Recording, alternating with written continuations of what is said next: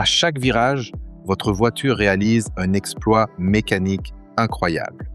Une pièce flexible transmet la puissance du moteur aux roues tout en leur permettant de tourner à gauche et à droite, sans perte de vitesse. Cette pièce s'appelle le joint homocinétique, aussi connu sous le nom de joint de cardan à vitesse constante. Et sans lui, les voitures à traction avant ne pourraient tout simplement pas fonctionner correctement. Alors aujourd'hui, découvrons ensemble comment cette pièce essentielle fonctionne réellement.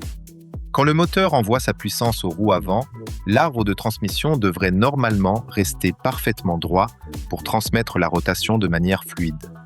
Mais il y a un problème. Les roues avant doivent aussi tourner pour diriger la voiture. Lorsque vous braquez le volant, les roues peuvent atteindre un angle d'environ 50 degrés. Un arbre rigide classique casserait immédiatement sous cet angle.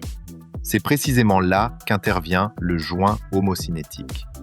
À l'intérieur, on trouve une structure extrêmement ingénieuse.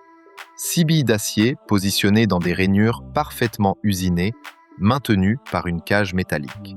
La bague extérieure est reliée à la roue, tandis que la bague intérieure est connectée à l'arbre de transmission. Les 6 billes servent alors à transmettre toute la puissance du moteur. Mais le plus impressionnant, c'est que même lorsque l'arbre est fortement incliné, ces billes restent toujours parfaitement alignées. Résultat, la rotation reste constante et fluide, sans vibration ni variation de vitesse. C'est pour cela qu'on parle de joint à vitesse constante.